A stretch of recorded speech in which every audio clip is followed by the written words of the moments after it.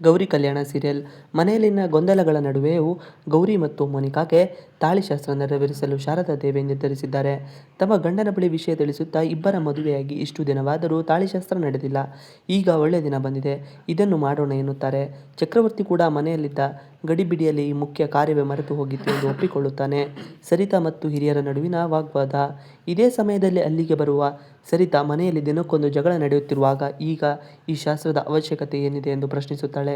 ಅದಕ್ಕೆ ಚಕ್ರವರ್ತಿ, ಸಮಸ್ಯೆಗಳು ಬಂದಾಗಲೇ ಮನೆಗೆ ಶುಭ ಕಾರ್ಯವಾಗಬೇಕು, ಆಗಲೇ ಮನಸ್ತಾಪಗಳು ದೂರವಾಗೋದು, ವಿವೇಕ್ ಮತ್ತು ಗೌರಿ ನಡುವೆ ಇರುವ ಬಿರುಕು ಮಾಯವಾಗಲು ಈ ಕಾರ್ಯ ಅಗತ್ಯ ಎಂದು ಸರಿತಾಗೆ ತಿಳಿ ಹೇಳುತ್ತಾನೆ.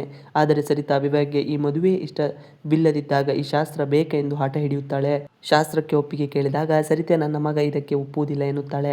ಆದರೆ ವಿವೇಕ್, ಅಜ್ಜಿ ತಾತನ ಮನಸ್ಸಿಗೆ ಈ ವಯಸ್ಸಿನಲ್ಲಿ ನೋವು ಕೊಡಲು ನನಗಿಷ್ಟವಿಲ್ಲ ಎಂದು ಮೌನವಾಗಿ ಒಪ್ಪಿಕೊಳ್ಳುತ್ತಾನೆ. ಆದರೆ ಮನಸ್ಸಿನಲ್ಲಿ ಗೌರಿಯನ್ನು ಹೆಂಡತಿ ಎಂದು ಒಪ್ಪಿಕೊಳ್ಳದ ನಾನು ಮತ್ತೆ ಆಕೆಯ ಕೊರಳಿಗೆ ತಾಳಿ ಕಟ್ಟುವುದು ಹೇಗೆ ಎಂದು ತೀವ್ರ ಧರ್ಮ ಸಂಕಟಕ್ಕೆ ಒಳಗಾಗುತ್ತಾನೆ. ಅಂತಿಮವಾಗಿ ಸರಿತಾ ಬೇಸರದಿಂದಲೇ ತಯಾರಿಗೆ ಮುಂದಾಗುತ್ತಾಳೆ. ಗೌರಿ ಮತ್ತು ಮೋನಿಕಾಗೆ ಸೀರೆ ನೀಡುವ ಶಾರದಾದೇವಿ. ಶಾರದಾದೇವಿ ಗೌರಿಯನ್ನು ಕರೆದು ಮನೆತನದ ಪದ್ಧತಿಯಂತೆ ಹೊಸ ಸೀರೆ ಮತ್ತು ಒಡವೆಗಳನ್ನು ಉಡುಗೊರೆಯಾಗಿ ನೀಡಿ ಪೂಜೆಗೆ ಇದನ್ನೇ ಧರಿಸಿ ಬಾ ಎನ್ನುತ್ತಾರೆ. ಇದನ್ನು ಕಂಡ ಮೋನಿಕಾಗೆ ಕೋಪ ಬಂದು, ನಾನು ಈ ಮನೆಯ ಸೊಸೆ ಅಲ್ವೇ, ನನಗಿಲ್ಲವೇ ಎಂದು ಕೇಳುತ್ತಾಳೆ.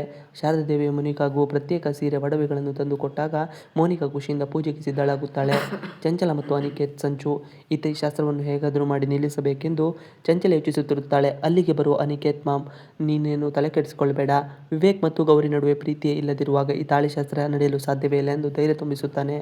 ಸ್ಯಾಮ್ ಮತ್ತು ಚಿನ್ನು ನಡುವಿನ ಮುನಿಸು. ಇನ್ನೊಂದೆಡೆ ಸ್ಯಾಮ್ ಚಿನ್ನುವಿನ ಕರೆಗಳನ್ನು ನಿರ್ಲಕ್ಷಿಸಿ ಮತ್ತೊಬ್ಬ ಹುಡುಗಿಯ ಜೊತೆಗೆ ಮಾತನಾಡುತ್ತಿರುತ್ತಾನೆ. ಇದನ್ನು ಪ್ರಶ್ನಿಸಿದ ಚಿನ್ನುಗೆ, ನನ್ನ ಕವಿತೆ ಇಷ್ಟಪಟ್ಟ ಹುಡುಗಿಯನ್ನು ಭೇಟಿಯಾಗಿದ್ದೆ ಎಂದು ಸ್ಯಾಮ್ ಉಡಾಫೆಯಿಂದ ಹೇಳುತ್ತಾನೆ. ಇದರಿಂದ ಕೋಪಗೊಂಡು ಚಿನ್ನು ಸ್ಯಾಮ್ ಮೇಲೆ ತೀವ್ರವಾದ ಅಸಮಾಧಾನಗೊಳ್ಳುತ್ತಾನೆ.